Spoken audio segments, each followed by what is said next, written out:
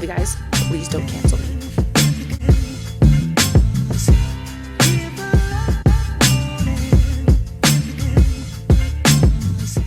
Hello, gorgeous people. Happy Saturday. When I record this, I don't know when it'll be posted, but when I record this, it's the day before Father's Day. So that is why there's a gift in the background. But anyways, hi. Welcome to Book Blabs, or welcome back to Book Blabs. If it's your first time or if it's your millionth time here, welcome. I'm so happy to have you. I'm Nat, and I love to blab all things books. So since it's getting towards when I'm filming this, since it's getting towards the end of June, I thought it would be fun to do a super quick mid-year book tag. So let's just, check in.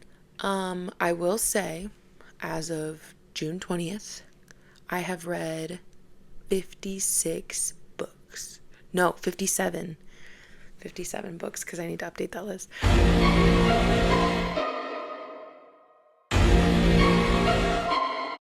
Which is insane. I know, it's insane. I've had a really interesting reading year. I think my goal for this year is 100, so I'm on track. I'm doing good. With that being said, I read 57 books. Let's get into the questions. Part of me wanted to repeat books for different questions.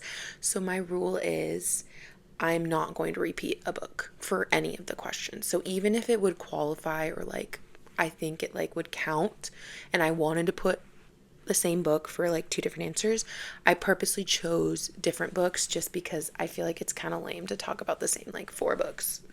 So I think I have 12 questions. So let's just go ahead and get into it. Okay, cool. So number 1, first, what is the best book you've read so far this year? What is the best book so far? I'm going to give you a second. Take a guess. I've made this book my entire personality, if you know me. Are your guesses in? I'll give you a couple extra seconds. Okay. My favorite book, or the best book I've read so far, is Project Hail Mary by Andy Weir. Did you get it right? I absolutely loved this book, and I'm pretty sure everyone's heard of it or seen the movie. I think the book is better, as it usually is, but I think the film to screen adaptation is amazing. It is amazing. One of the best I've ever seen. I think Andy Weir helped produce the movie, so he was very hands-on with this project, and it really shows because they didn't get as quite into the details as the book does, but it captures the humor, it captures the we need to save the world, it captures the relationships and friendships, and it's just the jumping back and forth between how our main character got on the ship versus what he's currently doing on the ship, and it jumps back and forth beautifully both in the book and in the movie. So I love it. I highly recommend for those people who haven't heard of Project Hail Mary. Let me introduce you to something that's amazing. I'm not a science fiction girly, but this book, amazing. So we have a man who wakes up alone on a rocket ship in space. He has no memories of how he gets there, and he is supposed to save the world, but he doesn't know how to save the world. He doesn't know why he needs to save the world. And so as he is on this ship in the middle of space, his memories start coming back to him, and he kind of just has to navigate. It is amazing. It is so good. I absolutely love it. Next, question 2. Best sequel you've read this year. So I haven't read a lot of sequels, so I kind of had to really go through the books that I've read this year so far. And I want to say, I think so far, the best sequel I've read is Brimstone by Kelly Hart. It's book 2 in the Fan Alchemy series, which is Quicksilver. And it's a romantasy series. I don't know if it's Kelly Hart's debut, like Quicksilver was. I'm not 100% sure, but it is amazing. I love the banter, I love the friendships, I love the atmosphere. Like it, you just really kind of get a sense for the lay of the land, and I think the villain is a good villain, and we have like mini missions throughout the book, but then you have like this overarching like goal that they're kind of working towards, or this overarching enemy they're kind of working towards as well. The I want to say Brimstone was pretty thick. It was like 800 something pages. 800, 600. I don't know. It was a thick book, and I read it pretty quickly because I had a really good time. Question number 3, a new release you haven't read yet but want to. So, not too long ago, I want to say last week, maybe this past Tuesday, I don't know. This past Tuesday, the Tuesday before that, The Someday Garden by Ashley Poston just came out. I am super excited to read this one just because I feel like it has the perfect summer vibes, because it has like florals and gardens. So it could be like spring/summer. While the dog barks, I'm gonna have some cherry slush. Not sponsored, but if you want to sponsor me, Alani, I won't be opposed, because I talk about your cherry slush, your pink slush, and your lime slush a whole heck of a lot. Something that excites me for this book is I heard that it's based off of The Secret Garden, which was a book that I was really fond of growing up. So I'm really excited to just dive into that book. I feel like it'll be the perfect summary vibes. Question number 4, most anticipated release for the second half of the year. I'm going to cheat and I'm going to give you 3 because I can't choose. And there's probably a billion, but these are just the first 3 that came to my mind. So first is ACOTAR 6. That's coming out, I think, October 27th or something like that, October 28th, sometime in the end of October. We don't have a cover yet. We don't have a name yet, but I am on the edge of my seat. I am gnawing at the confines of my cage, waiting for this book to just be thrown at me. I look put together, but I'm actually going quite feral. Next, I have The Knave and the Moon by Rachel Gillig. I think this one comes out September 1st. I'm super excited. I was really surprised at how much I loved the first book, The Night and the Moth. It was so gothic. It was so atmospheric. It was so delicious. And I'm so glad it's coming out in September, because I feel like that'll have the perfect fall gothic vibes, and it'll just be chef's kiss to read it in September. Lastly, I have Eyes Like Stars, also by Ashley Poston. That's supposed to come out next month on July 21st. It is, I think it's like a Star Wars romance retelling, kind of loosely based. I am so excited. You might know this about me, you might not. I am a secret Star Wars nerd. I don't look like it, but I really, really, really, really love Star Wars, to the point where I get into debates and like deep discussions over Star Wars. So I'm excited for this one. I'm so stoked. Question number 5 is the biggest disappointment. I'm about to say something that's really hot take, really controversial, and I just want to say, I have no hate for this book. I did enjoy it. I just, however, did not love it as much as I wanted to. Let me hold your hands as I say this. It's Red Rising by Pierce Brown. You need to leave. Oh no, I know.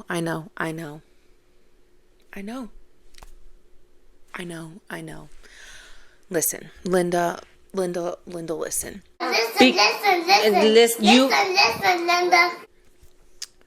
I went into this book with expectations in the stars. My expectations were so high just because so many people were praising this series and this book, and I think that's my fault. I should not have gone in with such high hopes and expectations, because ultimately I was disappointed. Did I enjoy it? Yes, I did enjoy it. I think I rated it 3.5 stars. So it's not that I'm saying like it's a bad book, or that I don't recommend it, or that I regret reading it. It's just I didn't love it as much as I thought I would, and that disappointed me. I love you guys. Please don't cancel me. Question number 6 is biggest surprise. So, the biggest surprise for me this year was actually Atmosphere by Taylor Jenkins Reid. I went into this book thinking that I would enjoy it because I love all of TJR's writing. However, I did not expect to love it as much as I did. This book made me feel fear, anxiety. It made me cry. I was going through a whole roller coaster of emotions. Like, this book had me by the throat. Like, I was so captivated. I was so hooked. I believed that all the characters were real. They all felt so real. I was rooting for them. I was crying for them. It was just, and the way that she unraveled the story, the way that she told the story, going back and forth between like what's currently going on and like how they got there. Like, it is brilliant storytelling. It is such a good book, and I had high hopes for it, but I just did not know that it would be such a good read for me. Yeah, if you haven't read Atmosphere, I highly recommend it. One of my best friends, Mackenzie, just read it, and she really, really, really liked it as well. So yeah, I highly recommend Atmosphere. Number 7, favorite author, or like favorite new author. So either it's their debut or they're new to me. I am going to say Bonnie Garmis because I absolutely loved Lessons in Chemistry. I don't know if Lessons in Chemistry was her debut book or if that just means she's new to me, but I just discovered Bonnie Garmis through Lessons in Chemistry, and I will say that I will definitely be reading her other books in the future if she writes books or if she has other books out. I loved Lessons in Chemistry, and it's just, I feel like that book was amazing. Her writing was amazing. It also, just like TJR, like the characters felt so real, and like especially Elizabeth Zott. Like, I loved Elizabeth Zott. She was fantastic. True powerhouse of a woman, and I think it's kind of unfair that she doesn't exist in real life. So there's that. Number 8, newest fictional crush. This one is hard for me just because I feel like I haven't developed a lot of new fictional crushes or obsessions quite so recently. So I have a couple answers for this one, just like characters that I really, really fond over, but nothing that I'm like, oh my god, like I'm obsessed, like you're going on my fictional crush wall. So I have Prince Kalis from Arcana Academy. This man knows how to pine. Like, he cannot even stand being in the same room as this woman because he wants her so bad, but he thinks that she despises him, that she's disgusted by him. So he just shuts down and he just cannot even be in the same room because he just wants her so bad. I'm going to include a picture of a quote that I underlined because it's just, oh, it's so delicious. Yeah, I thought it was so attractive how much he wanted and desired and loved this woman. And I love a man who he probably worshipped the ground she walked on because he wanted her so bad. And I'm just like, I ate it up every time. My other fictional crush was Jack Smith from Love Theoretically. I just think like there were so many, our female main character made so many like assumptions about him, and it's just like the whole time you could kind of see like, no, he's totally like assessing her, and he's like trying to read the room, and he's like super into her, and he's super like protective of her, and he's just, I don't know, I love a good smart man who's like emotionally intelligent. He can read the room, he can communicate well, he asks the right questions, he can be a little bit blunt, but like I like a man who just gets to it. So I thought that was really attractive, and it was exactly what our female main character needed. But yeah, oh, I loved it.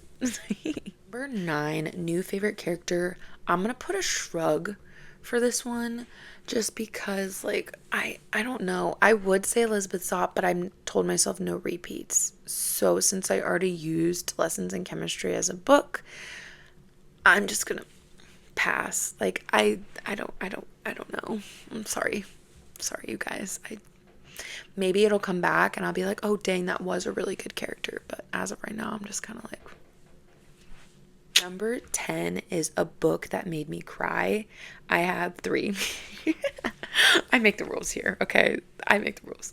So, first one is Firefly Lane by Kristen Hanna. When I finished this book, I was listening to the audiobook because I was driving home and it was dark. Because I was reading it earlier this year when it would get dark at like 5 p.m. Back in the winter. It was dark and I was sobbing. I was ugly sobbing. I had to call my boyfriend on the phone and have him distract me or talk about happy things because I thought that with the tears and the bright headlights coming, I thought I was going to crash the car. Like, I was a mess. I was physically, emotionally, mentally, every type of wrecked that you can think of. That was me. And it was so good. I highly recommend that book. It was so good. But yes, it will mess with you. Like, I was a wreck. Book number 2 is Our Friends by Fredrik Backman. This book deals with friendship and grief and connections and art, and just this book, I did not expect to like it as much as I did because I was like, oh, it's about like a young artist who meets like who like inherits this like painting, and I'm like, okay, big whoop. But you have this young girl and this older man, like I want to say he's old, but I want to say he was like in his 40s, and they just form this connection, almost like a friendship slash father-daughter relationship that just kind of heals you and it moves you the way that like they just kind of needed each other because they're opposite people, and so each other's qualities kind of teach and like educate one another and just teach them lessons in life that like they just really needed in the moment as they're grieving. And it is insane. It's so good.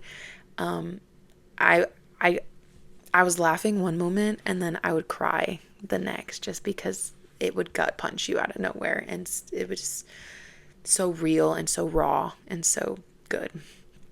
My third book is Promise Me Sunshine by Cara Bastone. This book is also about grief, and this woman loses her best friend and she loses herself. And so as she's kind of going through the grieving process and trying to find herself again and learning how to take care of herself again, there are these moments and lessons that she learns that just really make you emotional. They're so heavy, but so good at the same time. And it's just because she still has people who love and care for her. And it's like her realizing that she's not alone, even though grief can feel so lonely, is amazing. And oh, it's so good. I don't know. I cried. Obviously, that's why I'm putting it for this question. Question number 11 is a book that made you happy.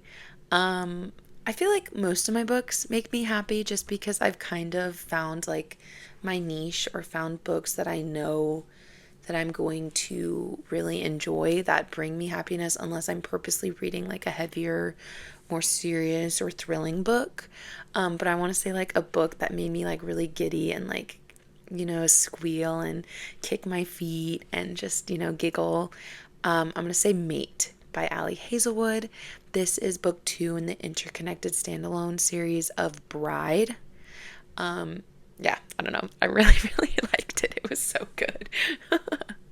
I had a really fun time with that, and that book just brought me ultimate joy. Like, I was just beaming when I was reading that book because I was so giddy and I just loved everything. It might be on the corny side, it might be on the cheesy side, it might read like fan fiction, but I just had the best time with it, and I think that's what matters. Last but not least, question 12 is my favorite book to screen adaptation I've watched this year. Since I've already said Project Hail Mary, I'm going to do option 2, which I think is equally as good. I've rewatched it like 3 times now. It's The Deal by Elle Kennedy. I liked the book a lot. I had a good time with the book. However, the show on Prime, Let me just tell you, I literally was so obsessed. I bought the rest of the series. I only had the deal. And I bought the rest of the series because I'm so ready for season 2. Dean De Laurentiis, Allie, Garrett and Hannah and John Logan. Oh my god. Oh my god. Oh my god. And Tucker, they're all good. The casting is brilliant. It's so good. I've literally rewatched the show like 3 times. With what free time? I don't know. I stay up till the middle of the night just watching it, and I sacrifice sleep because it's just so good. Who needs sleep when you have energy drinks and the deal? Just saying. So I'm so excited for season 2. I know they already started filming, so it'll probably be like a year when that comes out, but I'm so stoked anyways. But this is my super short video, my mid-year book tag / check-in. I hope your reading years are going well so far. Let me know down below what your favorite book so far is, your biggest disappointment. Based on my answers, do you have any recommendations for me? Just let me know. Yeah, please like and subscribe. I love you guys, and I will see you next time.